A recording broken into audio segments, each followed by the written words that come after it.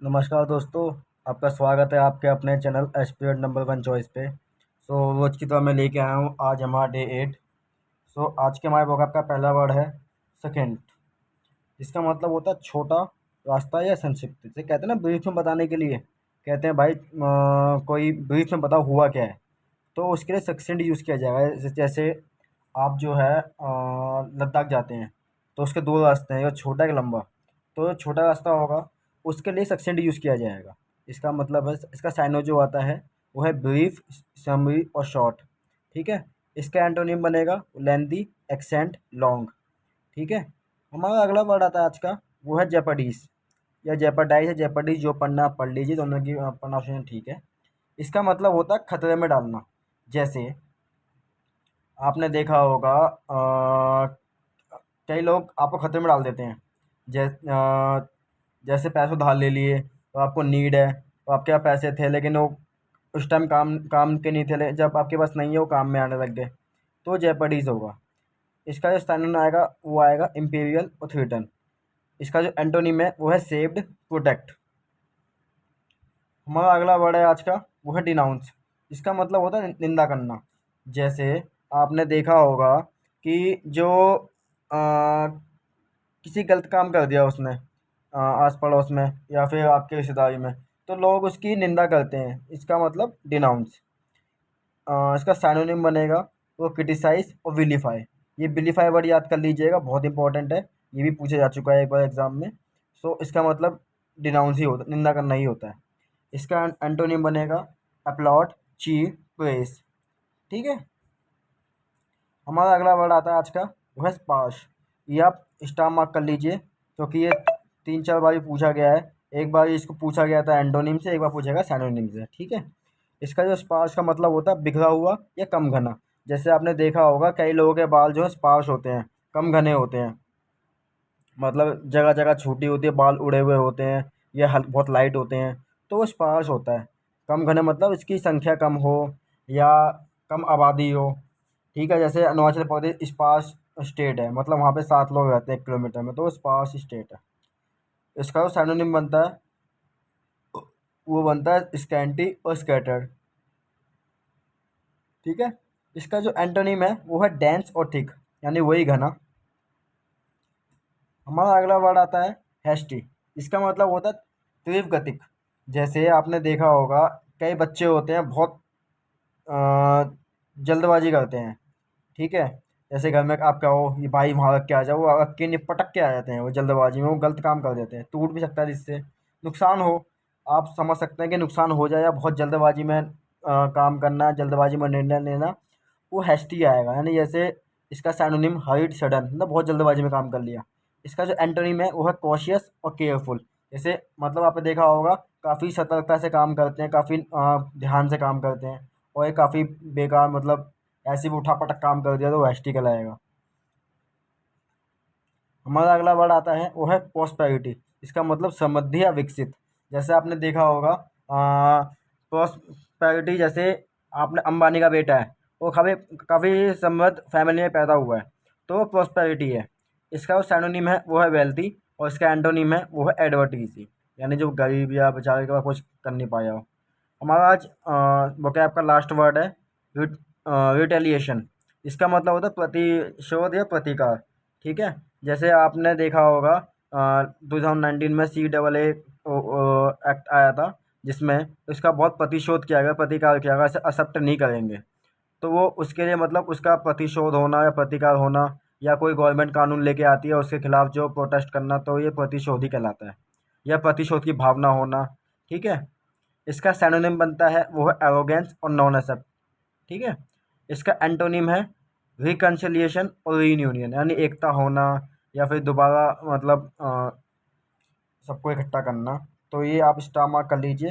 दोस्तों आज vocab का इतना ही है। सो हम आप चलते हैं अपने ईडियम एंड फ्रेजेस की तरफ।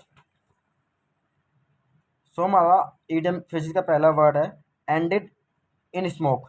दोस्तों मैं आपसे रोज़ कहता हूँ ये बहुत इंपॉर्टेंट है। ये सारे प्रीवियस ईयर में आए हुए हैं। एक मिनट। ये सारे बहुत इंपॉर्टेंट है, प्रीवियस ईयर में आए हुए हैं। इनको आप नोट डाउन कर लीजिए, बहुत बहुत इंपॉर्टेंट है। इससे बाहर कुछ नहीं आएगा एग्ज़ाम में। ठीक है। मतलब ईडियम वोकैब्स में। सो हमारा पहला वर्ड आता है एंडेड इन स्नो, जिसका मतलब होता है कोई परिणाम ना निकलना।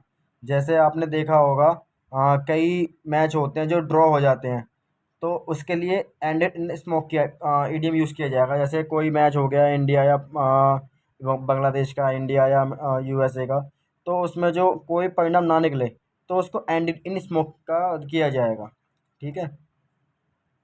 हमारा अगला इडियम आता है आज का, वो है स्वॉलन हेडेड यानी अभिमानी। जैसे आपने देखा होगा कई लोग बहुत घमंडी होते हैं, अभिमानी होते हैं। उनको बहुत होता है कि बहुत ज़्यादा कहते हैं सातवें आसमान पर चढ़ा हुआ इंसान है ये, या बहुत ज़्यादा समझता है कि भाई किराए के मकान में रह रहा है और आगे बढ़ने के लिए उसके पास मतलब कुछ करना नहीं चाहता। वो रहता किराए के मकान में है और सोचता भाई मेरे पे पूरा बहुत कुछ है। तो ये गलत है, ये तो ये स्वॉलन हेडेड आएगा, अभिमानी हो जाएगा। इसका अगला वर्ड आता है अंडर हिज नोज। इसको आप स्टार मार्क कर लीजिए, क्योंकि इसमें क्या हुआ था कई पिछली बार लोगों ने बहुत गलत इसके आंसर किए थे। 79% लोगों ने इसका आंसर गलत किया था, क्योंकि इसमें एक आंसर ऐसा दे दिया था कि नाक में दम कर देना। तो ये बहुत मतलब उसका अलग ही ईडियम है, वो भी जल्द आ जाएगा आपके सामने। सो इससे स्टार मार्क कर लीजिए। अंडर हिज नोज का ईडियम का मतलब होता है आंखों के सामने होना।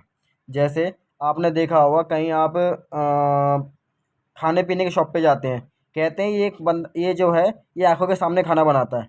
तो उसके लिए ईडियम यूज़ किया जाएगा अंडर हिज नोज। जैसे आपने देखा होगा समोसे वाले, गोलगप्पे वाले या फिर टिक्की वाले आंखों के सामने बनाता है, कोई पैक करके नहीं देता, तो अंडर हिज नोज आएगा। हमारा अगला ईडियम आता है टेक टू वन हील्स यानी भाग जाना। तो ये भी ईडियम एक तरह से एस्केप के लिए ही हो गया, टू एस्केप के लिए। जैसे आपने किसी को बोला भाई ये काम कर देना मेरा, ये और ये काम मेरा बहुत इंपॉर्टेंट है, तो इसके लिए जो ईडियम यूज़ किया जाएगा, लेकिन वो काम करता नहीं, वो भाग जाता है, निकल लेता है। चार बंदों में आप एक बंदे को बोले वो भाग जाएगा काम करने, तो उसके लिए ईडियम यूज़ किया जाएगा टेक टू वंस हील। ठीक है। हमारा अगला वर्ड आता है, ईडियम आता है आज का, वो है पाई इन द स्काई यानी असंभव की कल्पना। जैसे आपने सोचा होगा कि मैं ये पूरी दुनिया खरीद लूँ, या मैं पूरा देश खरीद लूँ, अंबानी जितना पैसा मेरे पास आ जाए।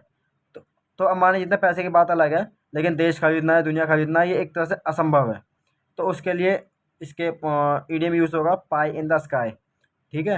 यानी आप किसी उसको बोलो, किसी ऐसे इंसान को कि जो पढ़ने में बिल्कुल इंटरेस्ट नहीं करता, कह दो भाई तू आईपीएस बन जा, तो वो असंभव की कल्पना है वो।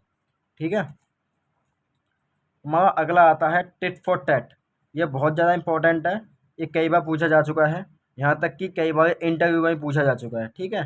तो आप इस ईडियम को याद रखिएगा, क्योंकि ये काफ़ी प्रचलित ईडियम है। इसको लोग इंग्लिश में नहीं जानते, हिंदी में अच्छे से जानते हैं। बहुत ज़्यादा इंपॉर्टेंट है, इस पर ध्यान कीजिएगा आप। टिट फॉर टैट इसका मतलब होता है जैसे को तैसा। ठीक है। जैसे इसका समझाने की जरूरत तो है नहीं, जो जैसा करता है वैसा भरता है। तो हम आते हैं अगले ईडियम की ओर। हमारा अगला ईडियम है बाइट योर टंग यानी अपने को बोलने से रोकना। जैसे आपने देखा होगा कई होता है मुंह फट, कहीं भी कुछ भी पकड़ देते हैं, तो उसके लिए बोलते हैं अपने को बोलने से तो रोको। या फिर आपने देखा होगा कई जगह जाते हैं, आप बोलने वाले होते हैं लेकिन आप बोलने से रोक लेते हैं अपने आप को, तो उसके लिए भी मैंने अपनी बाइट और टंग कर ली, यानी अपने आप जुबान मैंने बोलने से रोक ली, तो उसके लिए बाइट और योर टंग ईडियम यूज़ किया जाएगा। ठीक है। हमारा अगला ईडियम आता है, वो है मैड एज अ हेटर यानी सिरफिरा। जैसे आपने देखा होगा कई यहाँ चले होते हैं बिल्कुल बेवकूफ़ नहीं कह सकते, उनका काफ़ी साइको टाइप के लोग होते हैं। जैसे किसी भी मतलब चीज़ को लेकर किसी का कत्ल कर देना, या किसी भी चीज़ के लिए उससे मारपीट करना चालू कर देना, तो उस पर्सन के लिए मैड एज अ हेटर के यूज़ किया जाएगा। मतलब जो एक तरह साइको होता है सिरफिरा, साइको, उसके लिए यूज़ किया जाएगा ये। ठीक है। हमारा अगला इडियम आता है to bark up the long trees. ठीक है। ये आप स्टार मार्क कर लीजिए। ये ये भी कंफ्यूज करने वाला है कि मतलब पेड़ की छाल छीलना या ऐसे बकवास करना, इसमें बहुत ज़्यादा अलग अलग अलग थलग दे देंगे आपको ऑप्शंस, क्योंकि ये बहुत इंपॉर्टेंट है। पिछली बार भी इस पर ऐसे ही हुआ था, जो लास्ट टाइम जब आया था इसके भी ऑप्शन कुछ ऐसे ही थे कि बहुत ज़्यादा कंफ्यूजिंग थे। तो इसका जो करेक्ट आंसर होगा वो होगा गलत फहमी में होना। जैसे आपने सुना होगा कहते हैं ना तुम गलत फहमी में हो, तुम यहाँ पे कहते हैं तुम यहाँ पे सुरक्षित हो, तुम गलत फहमी में हो। तो गलत फहमी इसके लिए ये यूज़ किया जाएगा to bark off the wrong trees. हमारा अगला आता है ईडियम, और लास्ट ईडियम आज का, to take the bulb by the horns, sorry the to take the bulls by the horns, यानी कठिन परिस्थिति में डट के सामना करना। जैसे आपने देखा होगा, कई लोग होते हैं जो अपनी गरीबी से बहुत अच्छी तरह लड़ते हैं, कहते हैं मैं गरीब से पैदा हुआ हूँ लेकिन गरीब मरूंगा नहीं। तो उसके लिए कहते हैं ना, जो काफ़ी डट के सामना करता है अपनी गरीबी का। या आपने कई स्टोरी सुनी होगी, किसी गरीब रिक्शे वाले का बेटा आईएएस बना है, किसी गरीब की बेटी आईपीएस बनी है। तो उसके लिए ये यूज़ किया जाता, ईडियम यूज़ किया जाएगा, to take the bulls by the horns. ठीक है। सो दोस्तों, ये हमारा आज का डे 8 था। तो मैं आशा करता हूँ आपको ये मेरा कंटेंट पसंद आया होगा। अगर आपको मेरी वीडियोस पसंद आती है, मेरे चैनल को लाइक सब्सक्राइब कीजिए और शेयर कीजिए। ये बहुत इंपॉर्टेंट है। सारे PYQ में लेके आता हूँ, SSC, MTS, CHSL, CGL, CBO, NDA, यहाँ तक कि UPSC तक में भी काम आते हैं ये ईडियम सारे। सो दोस्तों, मैं आशा करता हूँ आपको ये वीडियो पसंद आई होगी। तो प्लीज़ मेरे चैनल को लाइक सब्सक्राइब एंड वीडियो को शेयर कीजिए अपने दोस्तों के साथ जितना हो सके। धन्यवाद।